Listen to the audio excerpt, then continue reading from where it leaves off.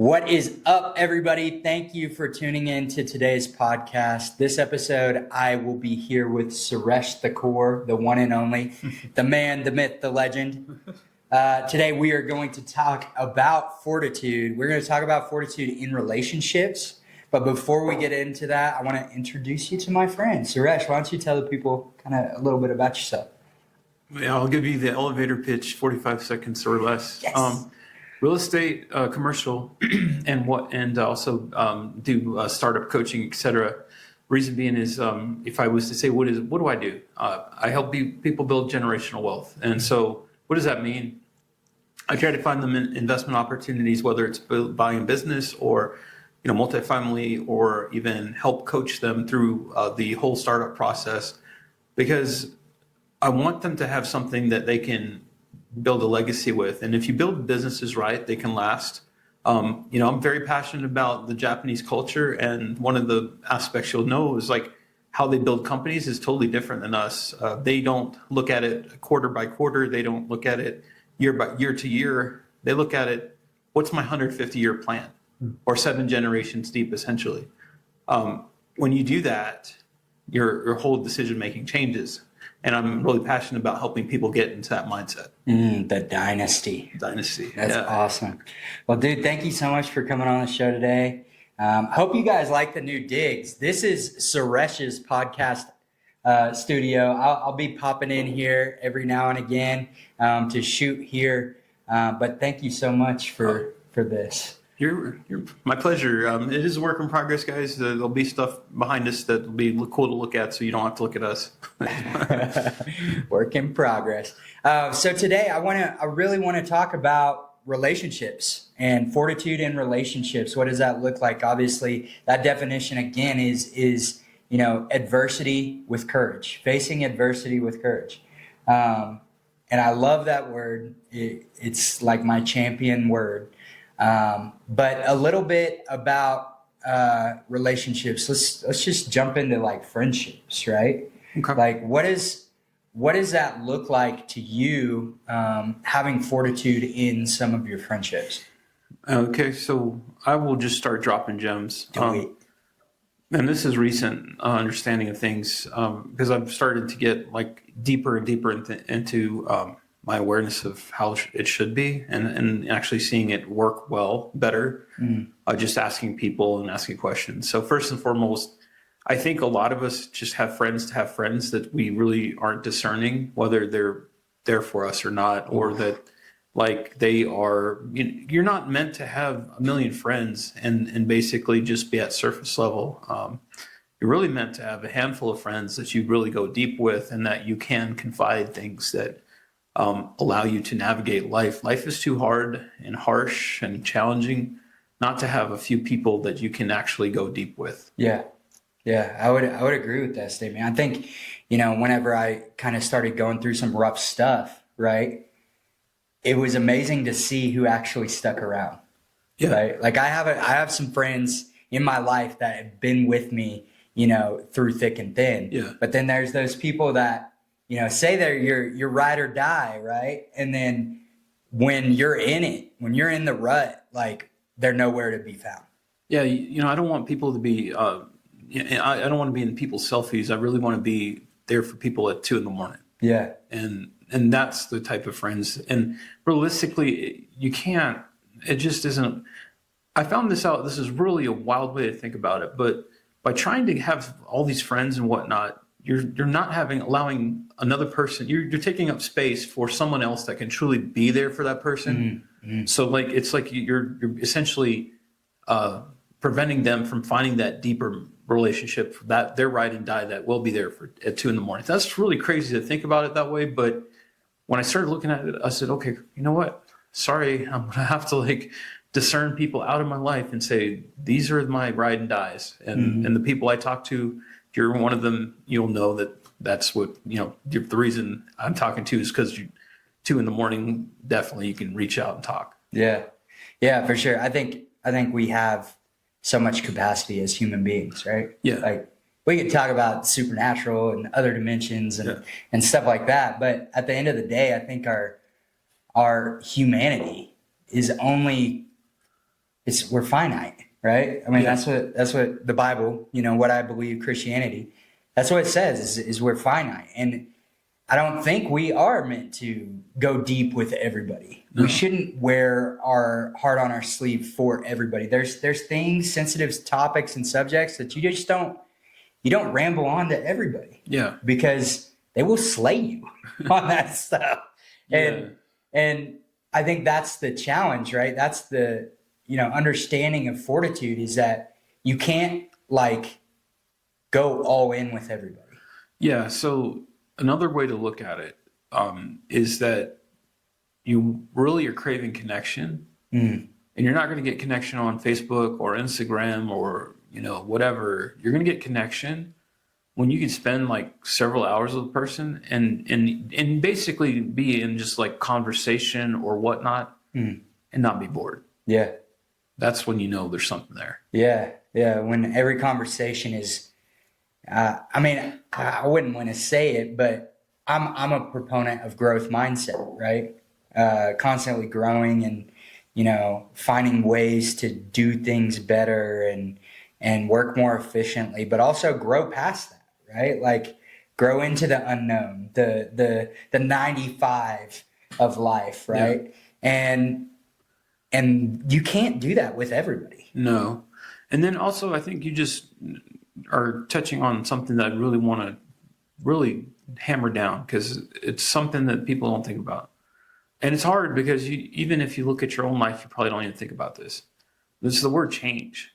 If I go from 2022, I was 300 pounds, I'd done the entrepreneur thing, hardcore, 19-hour days, etc. That blows my mind. Building a business. Hold on.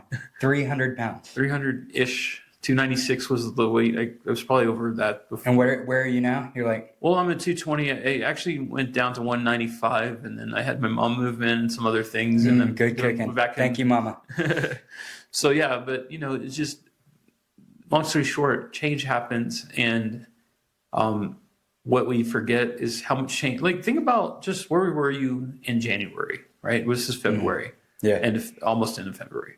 Where were you in January? Did you anticipate all the things that happened in that little bit of frame? Now think about whomever you're friends with.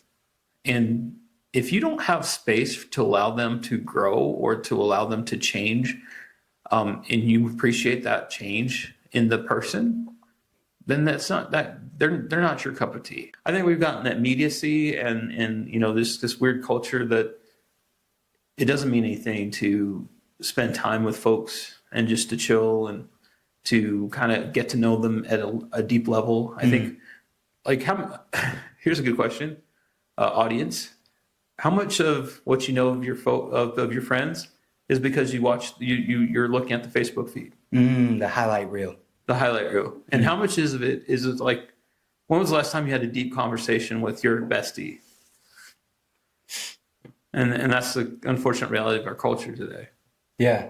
Well, it's we had breakfast this morning, right? Yeah. We were at the restaurant. We were talking about this topic of, actually thinking things through.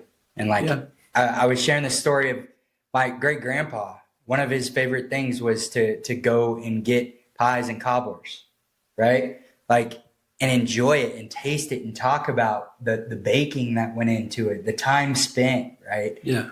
And we just don't do that anymore. When that pie is in front of us, we are devouring and moving on with life. And that's it.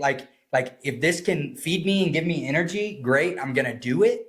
And after that, I'm done.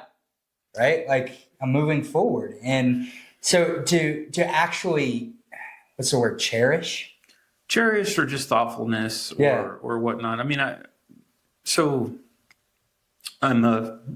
not as good as Matt Kinney, but I'm a pretty decent brisket. And shout out to Matt Kinney. Yeah, for sure. I'm gonna learn your ways. Get that peppercorn. But nonetheless, when I look at us smoking a brisket, it's 10, 12, 24, and I've gone up to 24 hours, and I'll specifically spend, I don't know, if I'm at the counter, I'm looking at every single one, or I'm finding the source, even if it takes 15, 20 miles out of my way to get the right, because everything matters. I might spend another, 30 to 40 minutes. Sometimes if the carve isn't right, it's to carve it right with the fat, make sure that's all situated. And then I'm doing this overnight because, 24 hours includes overnight for sure. Yes, it does. It does take time, people, to cook a brisket. It's not just magic. So, long story short about this is like when people, consume it, whatever, and even if you tell them I took that, they don't realize the amount of what you're putting into it, the cherishedness, like, hey, dude, I'm this is my passion, whatnot. I was at an event and I was like, man, I did this, and everybody was like, I like it and whatever. But I wasn't, it was kind of funny because I was like, would it have mattered if I got them like 3-day-old pizza? Would they have cared? Yeah. I mean, they were just happy to be there and just happy to be drunk. Like, that was it. So it's like, okay.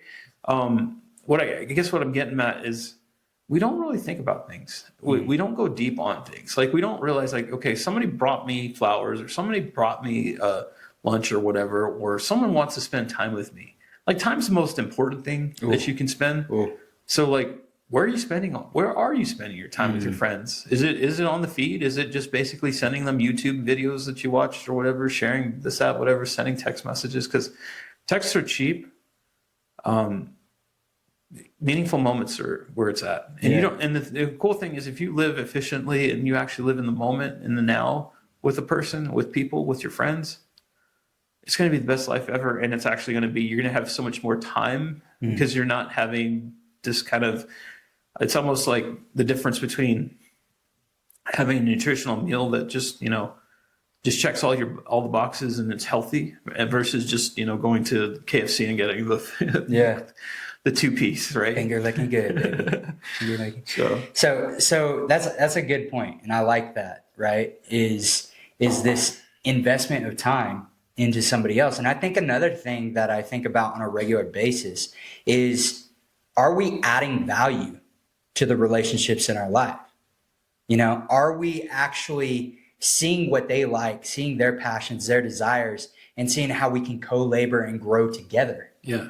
Because I think a lot of times we become friends with people and we go get a meal and then we dip out and that's it. And we don't talk to each other again for another month. Yeah. Just don't don't do things to check boxes. The whole thing about relationships specifically, what it's intended to do, why we have this like innate gear to do that. It doesn't matter what, that's just part of being human. It's not meant to be that you are friends with hundreds and thousands of people. It's meant to be that you find connection in basically your tribe, quote unquote. Folks that are your ride and die, and those that you call at 2 a.m. And like I said, if you just are continuously on surface level, you are not going to get your soul fed. If for example, like you're on a spiritual path and people aren't on the same spiritual path as you, you are not going to get your soul fed. And so it just becomes like you're living a less meaningful life, and you're always going to be searching for things that'd be easier if you just found the people that you really, they are your cup of tea, quote. What's that proverb? It's better to give than it is to receive, right? But also, I think in that same vein, in that same light, you give what you get. Yeah. You get what you give. Yeah. That's what I meant. You get what you give. And so how invested you are in a relationship will also determine, like you said, how your soul gets fed, how you grow, and it is what you put into it, man. Because I mean, we could have just slapped some paint on this and called it good, and don't look at the floorboards. I had to repaint them. I just didn't care, and not had the lights, and not had the cameras and the mics and stuff like that. And would we be able to communicate what it is? Yeah, sure, but would it be the quality? Yeah, I mean, what do we cherish in life? So, like, for example, Lexuses, Porsches, etc. What's the difference between a Lexus and just the run-of-the-mill Ford or whatever? Care, time, and craftsmanship. And so, in other words, they're putting more effort and energy into something, and the result shows. Cars always have 4 wheels, and for the most part, and engines and this and that, whatever. But we appreciate what? We appreciate the quality. We appreciate the effort. We appreciate the the level of just detail, right? So what I think I'm saying is that usually what we're doing is just considering relationships like a broken down Ford, just patch it up a little bit here, there, whatever. And most Fords are broke down. Yeah, that's why I put found it on roadside dead. Yeah, I have a crazy story about that one. Like I was here real quick, driving down the highway, a Ford Escape, and all of a sudden, like at 70 miles an hour, the thing shut off. Like all the lights flickered and it shut off, and I'm like, what do I do? You're like, I gotta escape from this. Yeah, I was. I'm like, what do I do? What did I do wrong? And I don't know. It was one of those weird things where, in life, that like there has to be some. Even if you're not, I'm a truly Christian, but even if you're not, everybody in their life has probably had a circumstance that just doesn't make any explanation whatsoever. So here I am doing 70. This is on 470, I believe, in going to Highland Springs, Okay, or Highland Ranch, and 70 miles an hour, rush hour track, 4 in the afternoon. And all of a sudden, when I'm freaking out. I mean, you've got flashy lights. I'm like, dang it, I shouldn't have gotten this Ford. What was I thinking? I was trying to save money. Not good, and whatnot. But nonetheless, here we are in the vehicle God doesn't want us to be in, and it's basically showing up as a fail. It's F is for failure. F is I don't know, but nonetheless, all of a sudden. In rush hour traffic, think about this: rush hour traffic. I have no control of the wheel. My car's pretty much dead. It's doing 70. People in front of me, people are behind me, and all of a sudden, everything just like allowed me to get to the side. Like there was enough, and I could kind of twerk the wheel, but it wasn't. I didn't have power steering or anything. And park. There's no explanation for that. There's no logical bit. So there's all these weird little things that by themselves probably don't mean nothing, but together you have to say, man, the hand of God was right there. Even if you have a challenge of your faith, there's all these things that if you just remember. Biggest discernment I had recently was that when I had my shoulder surgery, that I had to go through some of the most darkest times of my life. And the thing that was really interesting was that even in your darkest times, I'm always here. And then the repentance of that was basically that, hey, don't ever think, even in your darkness, I'm always here. So yeah, that's incredible. A crazy story, man. Like and he is with us, and I think that's the whole purpose of this community, of this podcast, is that we're not alone, right? I think there are times in our lives that we face certain circumstances and situations where we do feel alone. We feel like there's nobody around us. And, we're talking about hard times with friendships and relationships and stuff like that. But at the end of the day, there are people there for you. There are people there for you, but also God is there for you. Yeah. And so no matter what you're going through, like, when you do enter that time of despair or darkness that you feel like there's no hope, right? I want you to know that there is hope and that there is purpose. This person of Jesus Christ who saved my life, right? I don't know what you believe, and I'm not trying to force you to believe anything. You believe what you want to believe, but I do know that there is hope and there is a future. And I would encourage you to check that out, like look into that and realize that there are people around you to help, even when relationships and people can be hard. Like there are people there that will champion you and help lift you up. And that's the thing. I think we get an issue, especially when we go to the topic of marriages and things. Did we allow space for a person to be not just who they are when we dated them, but the person that they're going to go, their life path, etc.? Oh, dude, that is huge. Like, let's go there. Let's go there, right? Right? Marriage, right? We both come from a rocky road when it comes to marriage. I've been divorced. You said you've been divorced. How many times? How many times? I just doubled down. Okay. All right. So only 2 times, but still, it's like, it's a rough road because I think we misinterpret having grace for the other person in the relationship, right? Like we think grace is in the sense of, oh, you know, they smack their mouth while they're eating, or they snore at night. And I have grace for you for that. Like we hear these conversations of the annoyances that we have with our significant other, our spouse or whatever. But what about grace in the sense of a person evolving over time? Yeah, Right? so that's a different mindset. That's a growth mindset essentially put towards growth mindset isn't just about yourself. If you really are a person of change, like understand and want to be an entrepreneur, want to own a business, want to have good relationships, want to be in a great marriage or great relationship, then why don't you have the growth mindset for everybody? Oh, come on. Why don't you let it be them as well that you see that opportunity to move? It's kind of weird. We're like almost selfish in the sense that we can allow ourselves to change. We're cool with that, but like the other person, we just want them to be static. That's harsh, Yeah, but good. It's harsh, That's why but we good. have the water to swallow the hard truth. That's so good. No, yeah, but in the same vein, right? Marriage, right? Like they say the people closest to you are the ones that experience the roughness of you, right? Like, Well, yeah, I mean, I can tell you this: when I was in COVID, before COVID, I had some cats, and after COVID, I don't like cats anymore. good job. Forget cats. The reason is because of the frequency. Like a cat we're at small doses is cool, and I didn't realize this that I like cats like for an hour or two. But when COVID happened, we were all remote, and I'm just like, man, my cat is annoying.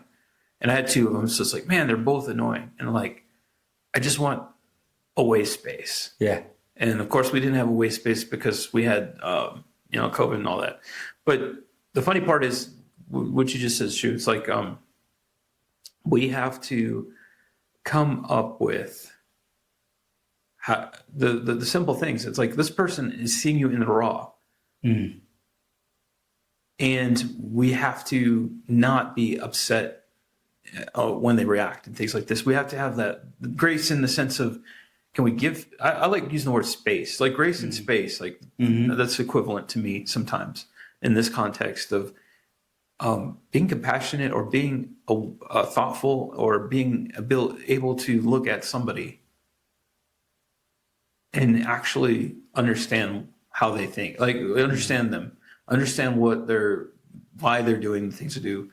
One of the challenges with marriage is that, we don't look at the word specifically and realize what that means, and especially biblically what it means. But real quick, if we were to have it be as revered and as honored and as what God wants it to be, we would probably do a little bit more discerning about whom we want to be married to. And here's why. For example, and this is the challenge when you are in relationships. You probably are looking at everything with rose-colored glasses. You probably are saying, well, I go to church every week, but it's okay. They don't go to church, or they're not as spiritual as I am, or whatever it may be. And it's like probably a 2% difference. That over a 10-year marriage might be the thing. Because I can tell you for a fact why I'm divorced twice is because I wasn't as discerning specifically on that spiritual side. Yeah. When stuff got really hard, I dug deep in my faith, and they didn't. They that wasn't their thing. So you're gonna feel like in the deep, darkest, hardest parts that you're just walking alone, and that's not how a marriage is supposed to be. So there's a lot of things that if we just did a little bit more diligence before we actually said I do, and understand what that word commitment means, to death do us part, etc., then you wouldn't just marry, be in marriage mode, just because you're 35 and you're wanting to have kids or whatever. You would actually trust God for sure that there is someone specifically set aside for you that you won't have to make concessions for, so to speak. You won't have to be like, oh, well, it's okay that they, they're this or they that. Because those things over time do, unfortunate reality, get in the way, especially in the heart. It doesn't show up until it's really hard. And unfortunately, with what everything's going on in the world, there's lots of heart. Yeah. Just to tie things even more so. So one of the most alone places I've been was being married, so to speak, because I thought, once again, when the 2% becomes 98%, right? So one little itty bitty quirk becomes something huge. You're going to feel like, wow, I'm just by myself in this quote unquote suffering. What I'd mentioned before, going through a darkness period and whatnot, said, hey, I'm here. So always know that God's here, first and foremost.